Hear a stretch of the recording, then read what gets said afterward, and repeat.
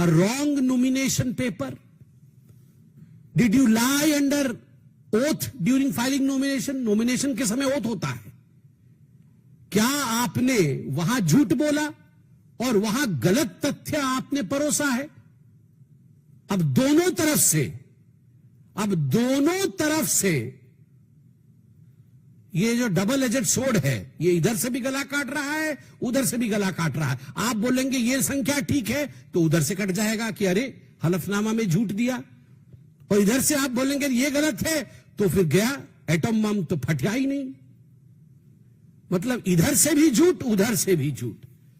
अब ये जो इंडिया अलायंस वाले हैं, ये केवल तेजस्वी यादव का विषय नहीं है, ये पूरा संपूर्ण इंडिया अलायंस वाले, इन इंडिया अलायंस वालों का राहुल गांधी और तेजस्वी यादव ये बड़ा देश का सोच रहे हैं. आपको क्या लगता है ये संवैधानिक संस्थाओं को बचाने के लिए आए हैं? कोई संवैधानिक संस्था को बचाने नहीं आया है, कोई भी भारतवर्ष के लिए नहीं आया हुआ है.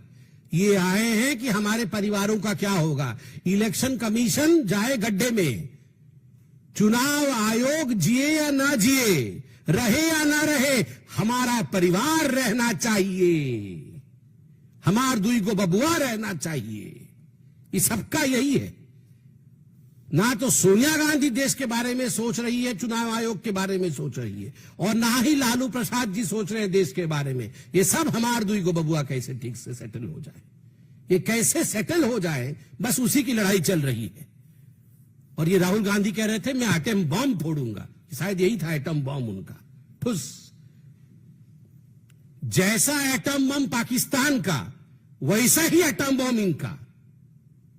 ना एटम बम की धमकी से भारत की लोकतंत्र डरती है पाकिस्तान से, और ना ही भारत का लोकतंत्र डरता है ऐसे ठुस एटम बम से जिसको पकड़ पकड़ के राहुल गांधी घूम रहे हैं. और जहां तक एसआईआर का विषय है, जो भी चुनावी प्रक्रिया संवैधानिक प्रक्रिया से गुजरती है, कोर्ट की निगरानी से गुजरी है.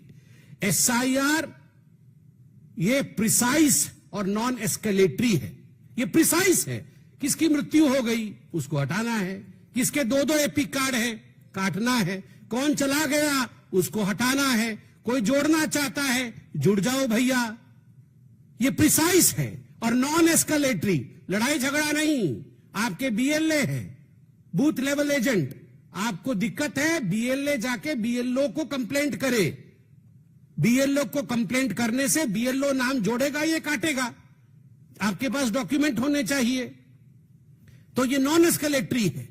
मगर कल जिस प्रकार से एस्केलेट करने की कोशिश की गई एटॉम बम लेकर, अगर एस्केलेट करोगे तो अपने ही घर के अंदर के एयरबेस ध्वस्त होंगे. आज एयरबेस ध्वस्त हो गया है. ये तेजस्वी यादव जी जिस एयरबेस से सोच रहे थे कि वो चुनाव की छलांग लगाएंगे, चुनाव का उड़ान भरेंगे, वो ध्वस्त हो गया है अपनी ही करनी के कारण. और एक बात मैं कहना चाहता हूं, मैं सवाल पूछता हूं, इतना तो टीवी में आते हैं आप लोग, इतना इतना सब कह रहे हैं टीवी पे आकर. ये आरजेडी के पास 47,560, मैं कोई कागज देख के नहीं बोल रहा हूं, 47,560 बीएलए है. एक बीएलए ने अभी 3 दिन हो गए, कोई कंप्लेंट भरा है जाके कि भैया ये आदमी तो जीवित है, इसका नाम आपने क्यों काट दिया?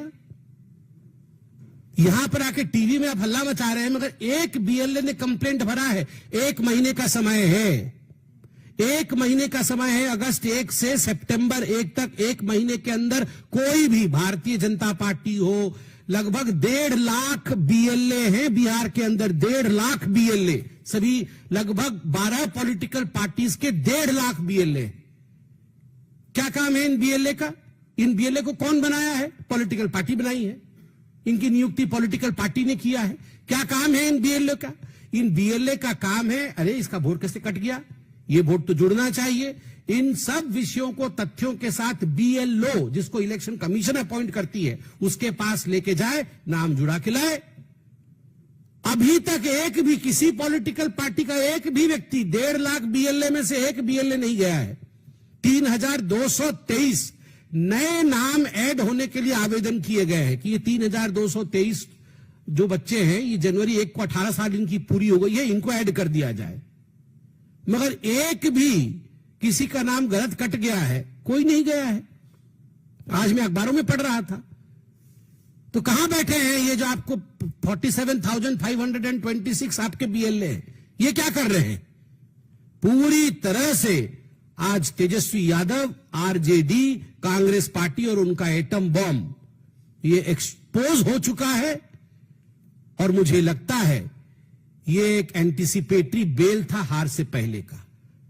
मुझे तो याद है तेजस्वी यादव कह रहे थे वो बहिष्कार कर देंगे, चुनाव ही नहीं लड़ेंगे। अब उनकी पार्टी ने साथ नहीं दिया तो अब चुपचाप एपिक कार्ड दिखा रहे हैं। This will be an epic defeat of RJD if you fool the people of India with epic numbers. You will face an epic defeat in the coming elections. बहुत बहुत धन्यवाद। कोई प्रश्न हो तो अवश्य पूछे, मगर कोई प्रश्न पूछे उससे पहले एक अलग विषय पर मैं 2 लाइन कहना चाहूंगा। वह है जितेंद्र आव्हाड जी का विषय। ये महाराष्ट्र के नेता है और शरद पवार जी के पार्टी के नेता है। इन्होंने आज फिर से सनातन धर्म को अपशब्द कहे। इन्होंने कहा सनातन धर्म ने भारत को बर्बाद कर दिया है। सनातन धर्म नाम का कोई धर्म ही नहीं था। क्या अर्थ होता है सनातन का? जो सदा सर्वदा था और जो सदा सर्वदा रहेगा, जो चिरंतन है, जो सत्य है, वही सनातन है।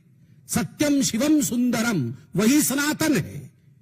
आपने सत्य को गाली दी, आपने शिव के विरुद्ध में कहा, आपने हिंदुस्तान की सुंदरता के विरोध में कहा, जिस सुंदरता में सबके लिए सम्मान है।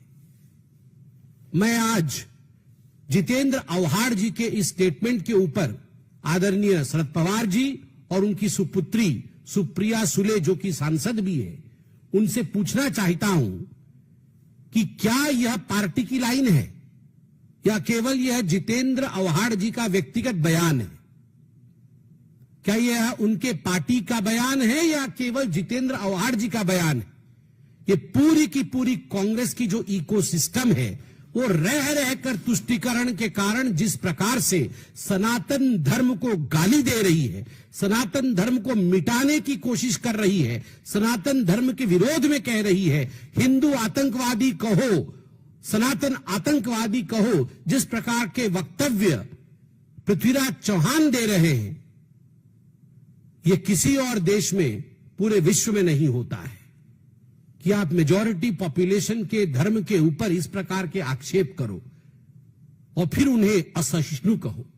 हम सहिष्णु हैं और हम सनातनी हैं, तभी केवल प्रेस कॉन्फ्रेंस के माध्यम से अपने विरोध को जताते हैं। आप सोचिए, यदि आपने ऐसा ही कहा होता कि इस्लाम अलग है और मुस्लिम अलग है, जैसे आपने सनातन अलग है, हिंदू अलग है कहा है, तो प्रेस कॉन्फ्रेंस के माध्यम से जवाब नहीं दिया जाता।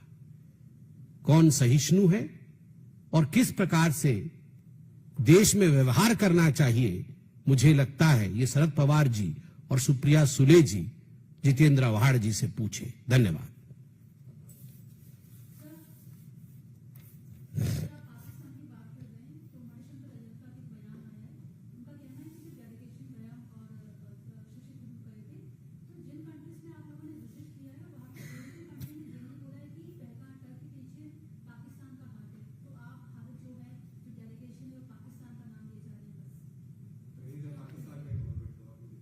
क्या बोल रहे हैं?